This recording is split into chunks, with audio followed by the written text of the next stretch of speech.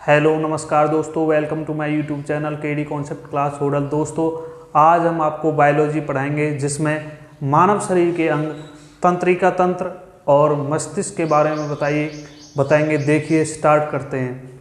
सबसे पहले तंत्रिका तंत्र। तंत्रिका तंत्र दोस्तों देखिए क्या होता है तंत्रिका तंत्र। तंत्रिका तंत्र एक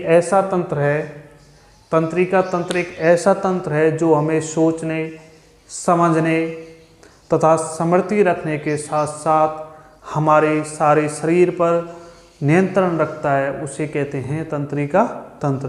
तो देखिए लिखते हैं एक ऐसा तंत्र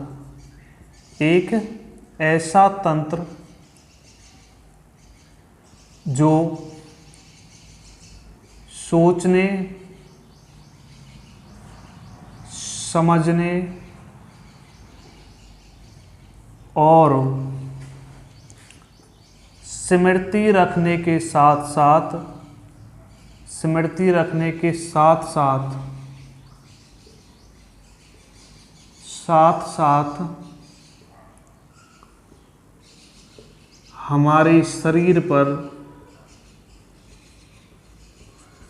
हमारे शरीर पर क्या रखता है? नियंत्रण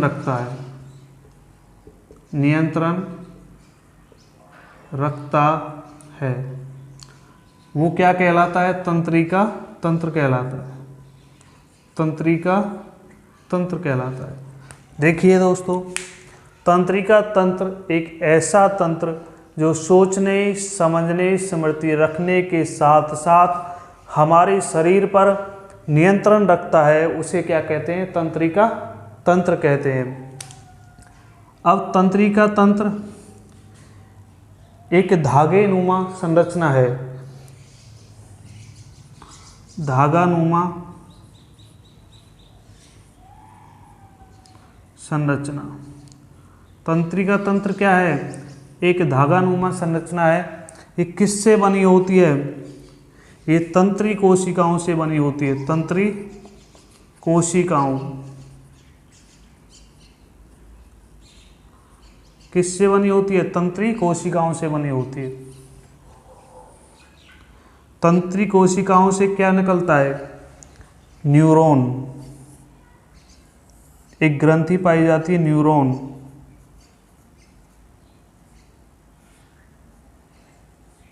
न्यूरॉन हमारे शरीर की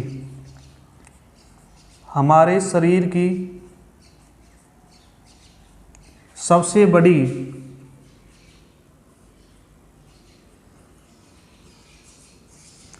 और लंबी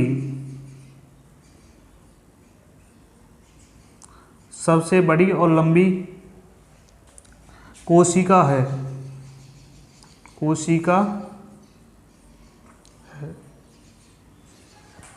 जो न्यूरॉन है वो हमारे शरीर की सबसे बड़ी और लंबी कोशिका है। तो देखिए दोस्तों, एक बार फिर से स्टार्ट करते हैं, फिर से समझते हैं। तंत्रिका तंत्र एक ऐसा तंत्र जो सोचने, समझने, स्मृति रखने के साथ साथ हमारे शरीर पर नियंत्रण रखता है, उसे क्या कहते हैं? तंत्रिका तंत्र कहते हैं। तंत्रिका तंत्र एक धागानुमा संरचना है जो तंत्री कोशिकाओं से बनी होती है।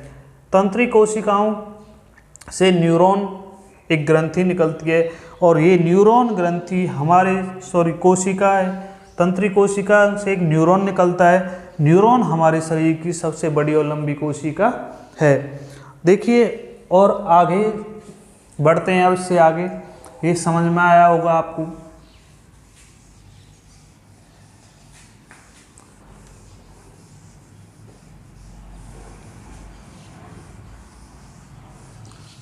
तो दोस्तों आगे बढ़ते हैं। जो न्यूरॉन कोशिका है, न्यूरॉन कोशिका को विभाजित नहीं किया जा सकता। विभाजित नहीं किया जा सकता। ठीक है, क्यों नहीं किया जा सकता? क्योंकि न्यूरॉन कोशिका हमारे जो गतिविधि हैं उन पर संपूर्ण शरीर पर नियंत्रण रखती है। क्योंकि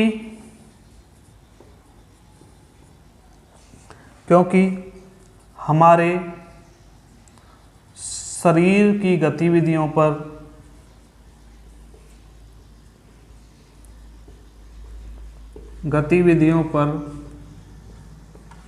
नियंत्रण रखती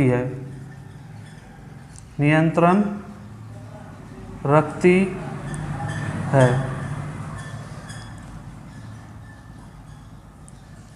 और ये इसकी जिम्मेदारी है कि गतिविधियों पर नियंत्रण रखना इसकी जिम्मेदारी है। ये कार्यात्मक व समन्वय इकाई है। जो न्यूरॉन है वो क्या है? कार्यात्मक व समन्वय इकाई है। तो देखिए अब आगे बढ़ते हैं कि हमारे शरीर में सूचनाओं का हस्तांतरण किस प्रकार से होता है, वो हमारे शरीर में हार्मोन्स के द्वारा होता है। तो देखिए आगे इसको मिटाते हैं।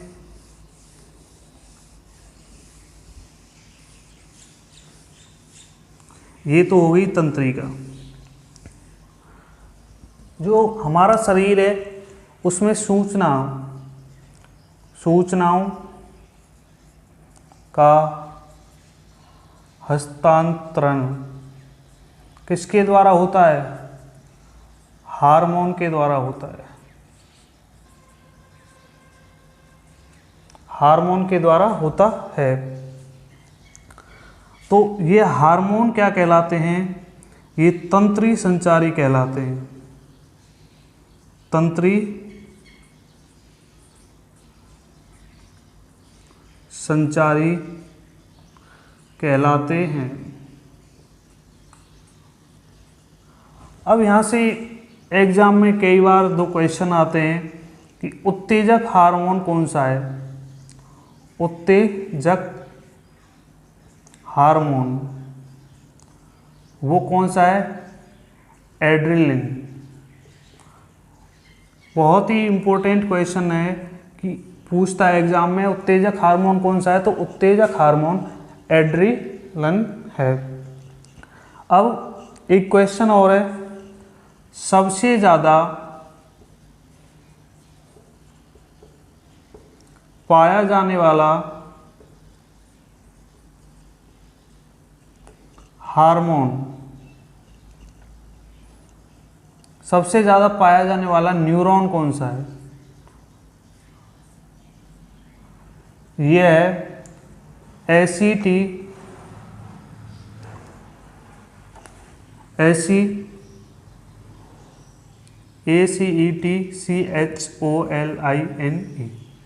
ये एसिटिकोलाइन ये हार्मोन है।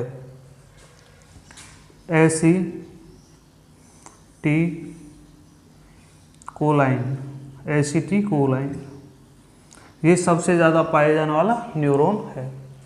ठीक है, तो अब आगे बढ़ते हैं।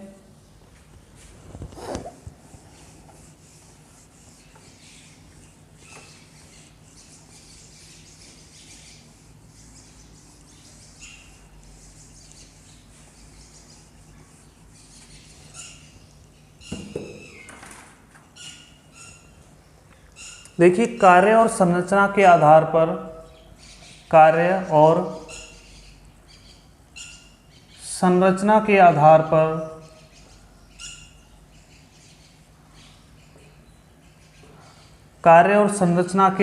पर तंत्रिका तंत्र दो प्रकार का होता है। ठीक है, 2 टाइप्स। पहला है संवेदी तंत्रिका तंत्र। संवेदी तंत्रिका तंत्र। दूसरा है प्रेरक तंत्रिका तंत्र। प्रेरक तंत्रिका तंत्र। अब देखिए इसके बारे में समझते हैं। देखिए कार्य और संरचना के आधार पर जो हमारा तंत्रिका तंत्र है वो 2 प्रकार का है। एक तो है संवेदी तंत्रिका तंत्र, दूसरा है प्रेरक तंत्रिका तंत्र। संवेदी तंत्रिका तंत्र में क्या है कि जो हमारे संवेदी अंग हैं वो सूचना को कहाँ तक पहुँचाते हैं, मस्तिष्क तक पहुँचाते हैं। ठीक है, तो देखेंगे संवेदी अंग, संवेदी अंग सूचना को कहाँ पहुँचाते हैं, मस्तिष्क में, मस्तिष्क तक। ठीक है, और जो प्रेरक तंत्रिका तंत्र है इसमें मस्तिष्क के द्वारा दी गई सूचना, जो मस्तिष्क सूचना देता है वो कहाँ तक पहुँचती है, शरीर तक।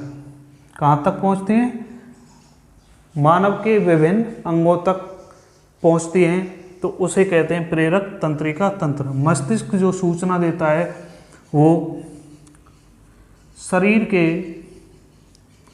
विभिन्न भागों तक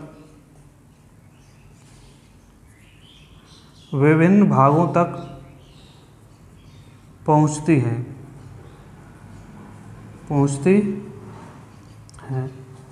ठीक है। अब आगे चलते हैं, इसको रफ कर देते हैं भाई।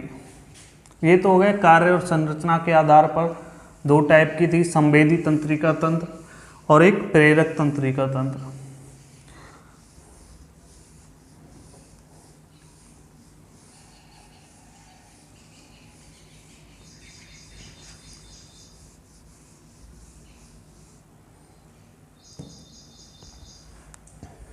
अब आगे संपूर्ण तंत्रिका तंत्र को 4 भागों में बांटा है, 4 भागों में बांटा है। पहला है केंद्रीय तंत्रिका तंत्र, केंद्रीय तंत्रिका तंत्र। दूसरा है स्वायत्त तंत्रिका तंत्र। पहले हम इन दो की बात करेंगे।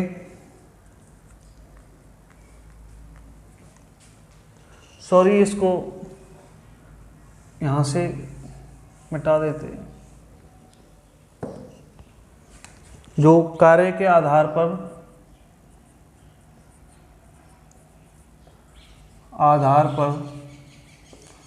दो भागों में बांटा है।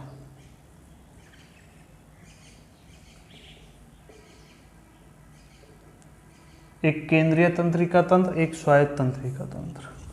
अब केंद्रीय तंत्रिका तंत्र की बात करते हैं। केंद्रीय तंत्रिका तंत्र में क्या आता है, इसमें मस्तिष्क आता है और मेरुरज्जु आती है।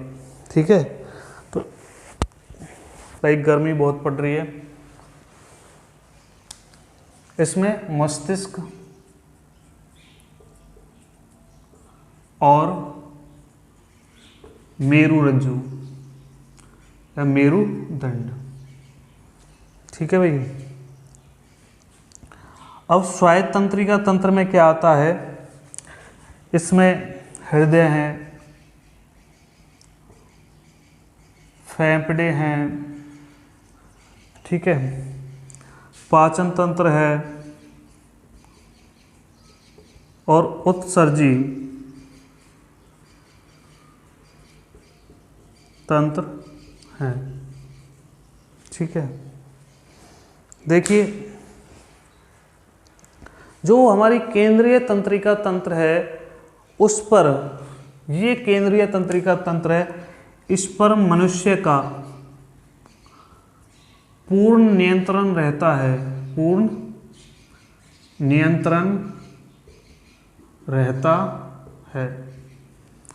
और जो स्वायत्त तंत्रिका तंत्र है ये स्वतंत्र होते हैं, स्वतंत्र होते हैं। तो देखिए मस्तिष्क है, मस्तिष्क पर हम कंट्रोल कर सकते हैं। अब देखो स्वायत्त तंत्रिका, हृदय पर हमारा कोई कंट्रोल नहीं है, कब कुछ हो जाए, कभी हार्ट फेल हो जाता है, कभी कुछ, अगर ये स्वतंत्र होते हैं, ठीक है। हृदय, फेफड़े हैं, पाचन तंत्र है, कब गड़बड़ी हो जाए, तो बेटा ये क्या स्वतंत्र होते हैं। और जो केंद्रीय तंत्रिका तंत्र है मनुष्य का, इन पर पूर्ण नियंत्रण रहता है।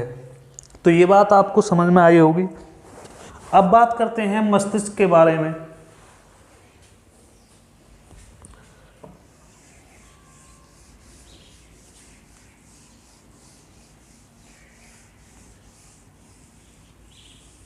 देखिए बहुत ही अच्छा टॉपिक चल रहा है। अब केंद्रीय तंत्रिका तंत्र के बारे में बात करते हैं, मस्तिष्क।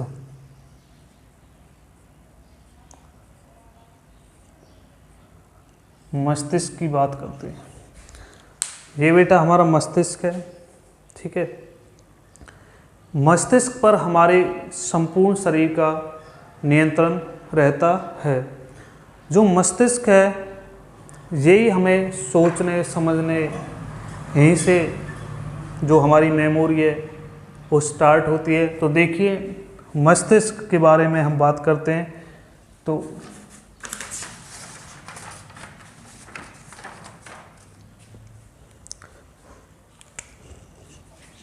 जो मस्तिष्क है ये तंत्रिका तंत्र का महत्वपूर्ण अंग है। मस्तिष्क का वजन कितना होता है? जो मस्तिष्क का वजन है वो 1300 ग्राम से लगभग 1400 ग्राम होता है। जो मस्तिष्क है इसका वजन 1300 ग्राम से 1400 ग्राम होता है। अब आगे बात करते हैं कि मस्तिष्क के ऊपर एक झिल्ली पाई जाती है, उसको कहते हैं मेनिनजस झिल्ली। अगर उस झिल्ली पर सूजन आ जाती है तो आदमी को बुखार आ जाता है, जिसे दिमागी बुखार कहते हैं। तो देखिए समझिए आगे।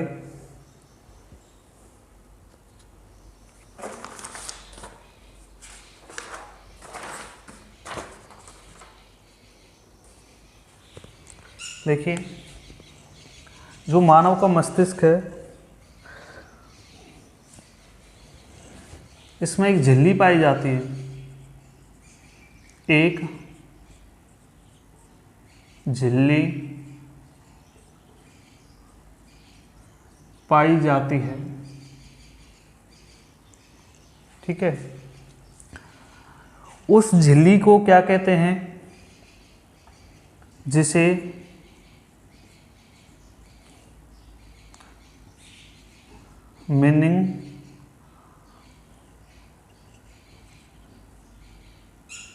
मेनिंजेस कहते हैं, ठीक है। इंग्लिश में लिख देते हैं MENINGS।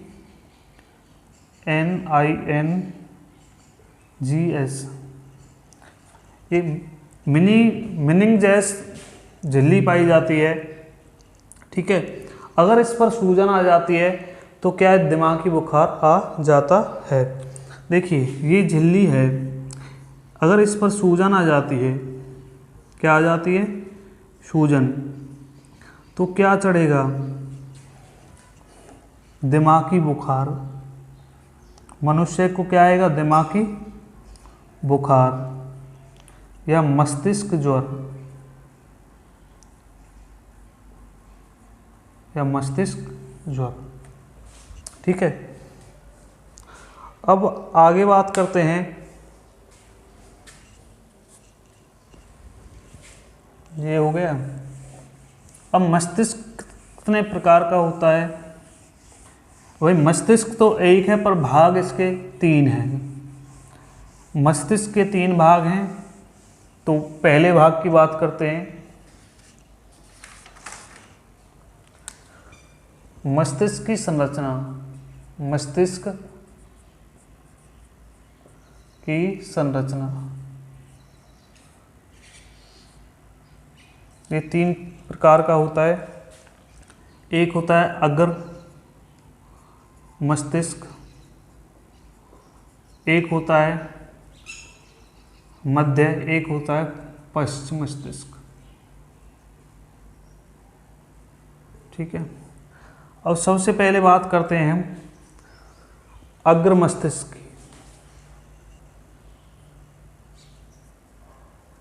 अग्र मस्तिष्क बहुत ही इम्पोर्टेंट, कई बार यहाँ से क्वेश्चन आया है तो हम बताते हैं। ये इसे फोर ब्रेन कहते हैं। जो अग्र मस्तिष्क है इसे क्या कहते हैं? फोर ब्रेन कहते हैं। फोर ब्रेन कहते हैं। अग्र मस्तिष्क को क्या कहते हैं? फोर ब्रेन कहते हैं। पूरे मस्तिष्क का 2/3 भाग होता है। जो पूरा हमारा मस्तिष्क है उसका ये 2/3 भाग होता है, इसलिए इसमें सबसे ज़्यादा न्यूरॉन पाए जाते हैं। सबसे ज़्यादा न्यूरॉन पाए जाते हैं इसमें। ठीक है। यह भी 2 प्रकार का होता है। अग्र मस्तिष्क 2 प्रकार का होता है। ठीक है। एक तो होता है सेरिब्रम, सेरिब्रम। ठीक है। इसे प्रमस्तिष्क भी बोलते हैं, प्रमस्तिष्क। एक होता है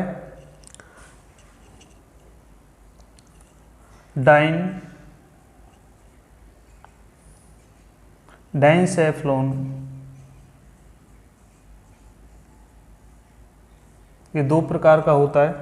तो देखिए इनके बारे में डिस्कस करते हैं।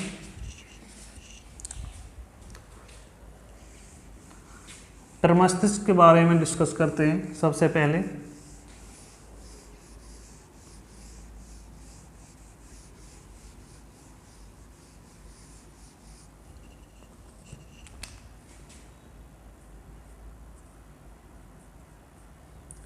प्रमस्तिष्क देखिए बहुत ही अच्छा टॉपिक है, कई बार एग्जाम में ज़रूर क्वेश्चन पूछता है। बहुत ही अच्छे अच्छे क्वेश्चन बनेंगे यहाँ से। तो देखिए स्टार्ट करते हैं। देखिए प्रमस्तिष्क क्या है? मस्तिष्क का अग्रभाग है। क्या है? अग्रभाग है। अब प्रमस्तिष्क में क्या होता है कि हमारे जो ज्ञानेंद्रियां हैं, नाक, कान, आँख, ठीक है, जो हमारी 5 ज्ञानेंद्रियां वो इसमें होती है। ये हमें दृष्टि का ज्ञान करवाता है, घ्राण गंध सूंघने का, ठीक है, और मुख भी इसमें ही होता है। कान, नाक, आँख, ये जो 5 ज्ञानेंद्रियां ये इसमें होती है। तो इसका कार्य एच क्रियाओं, इसका कार्य एच क्रियाओं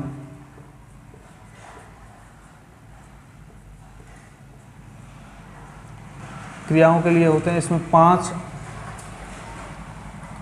ज्ञानेंद्रिय होती हैं, ज्ञानेंद्रियां होती हैं। ठीक है। फिर मस्तिष्क का सबसे बड़ा भाग है। फिर मस्तिष्क का सबसे बड़ा भाग है। ठीक है। फिर मस्तिष्क में शरीर का ताप, फिर मस्तिष्क ही नियंत्रण करता है। ठीक है। तो दोबारा से सुनेंगे। फिर मस्तिष्क क्या अग्रभाग है, इसका कार्य एच क्रियाओं को करने के लिए किया जाता है।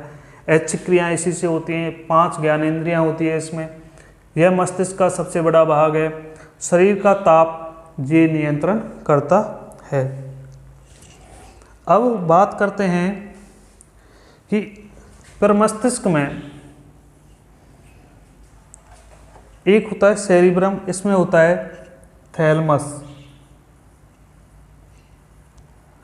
एक होता है हाइपोथैलेमस।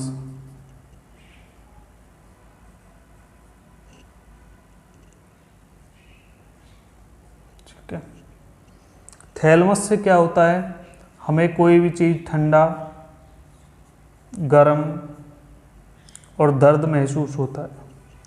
पर मस्तिष्क में जो थैलमस होता है इससे क्या होता है, ठंडा, गर्म और दर्द महसूस होता है। हाइपोथैलमस में क्या है, शरीर का तापमान,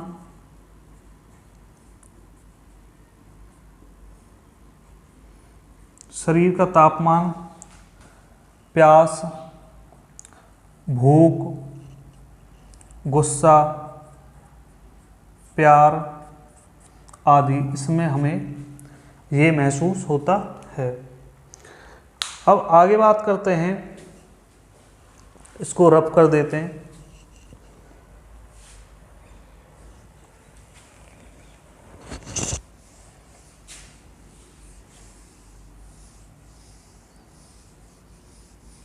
पर मस्तिष्क हो गया, एक पार्ट था इसका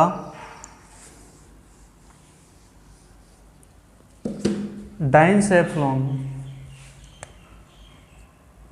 डाइनसेफ्लॉन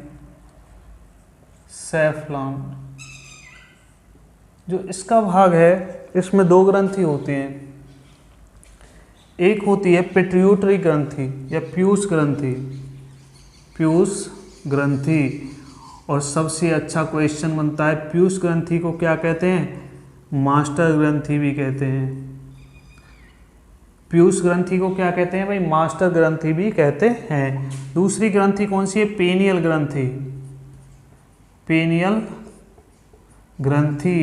बहुत ही अच्छा क्वेश्चन बनता है, इसी क्या कहते हैं, बायोलॉजिकल क्लॉक, जैविक घड़ी। जैविक घड़ी किसे कहा जाता है, पीनियल ग्रंथि को।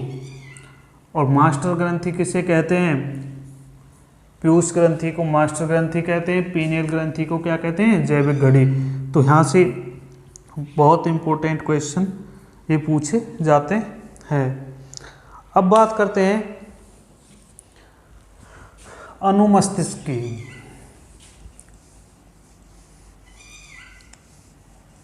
या पश्च मस्तिष्क की बात करते हैं हम।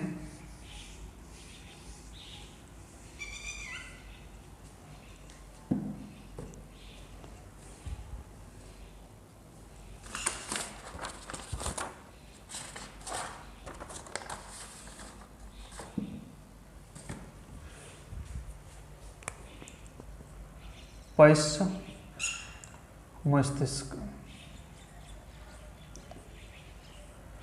देखो भाई, पहले प्रमस्तिष्क होता है, फिर मध्य मस्तिष्क होता है, सॉरी पहले अग्र होता है, फिर मध्य होता है, फिर क्या होता है, पश्च मस्तिष्क। तो पश्च मस्तिष्क की बात करते हैं, यह है सबसे छोटा मस्तिष्क है, सबसे छोटा मस्तिष्क है। जो पश्च मस्तिष्क है ये क्या है, सबसे छोटा है। ठीक है, ये दो प्रकार का होता है, एक अनुमस्तिष्क और एक मेडुला या मेडुला एम्बलागोटा, OBLONGATA। ठीक है, अब इसको सेरेब्रम भी कहते हैं, सेरेब्रम, CEREBELEM,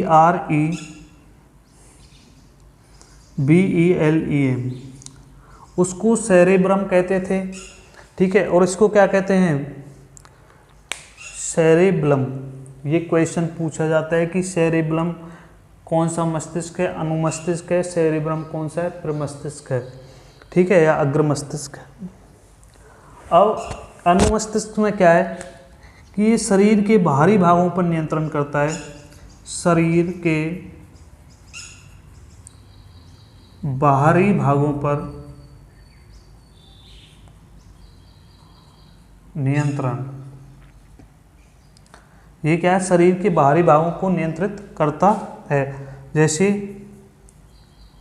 चलना, फिरना, पढ़ना, लिखना, खेलना कूदना, कूदना, साइकिल चलाना इत्यादि। अब मेडुला ऑब्लांगेटा क्या करता है, ये शरीर के आंतरिक भागों को, शरीर के आंतरिक भागों को नियंत्रण करता है। जैसे आपका हृदय है, श्वसन है, पाचन तंत्र है, उत्सर्जन तंत्र है, श्वसन तंत्र है आदि। ठीक है भाई, तो ये बहुत इम्पोर्टेंट क्वेश्चन थे जो इससे बनते थे। मस्तिष्क के लिए किसका प्रयोग किया जाता है, एक है ईईजी का, ईईजी।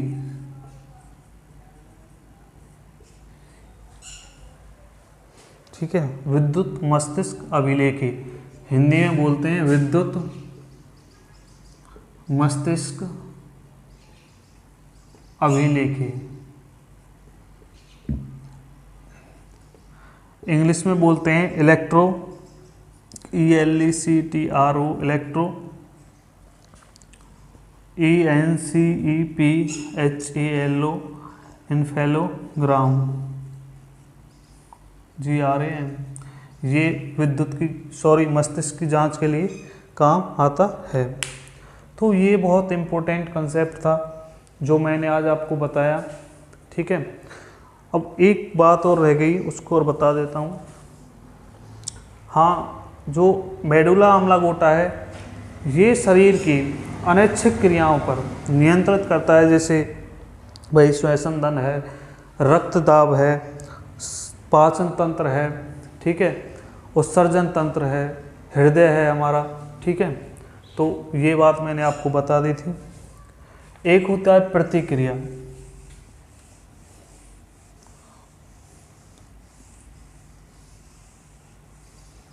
प्रतिक्रिया की बात करते हैं हम।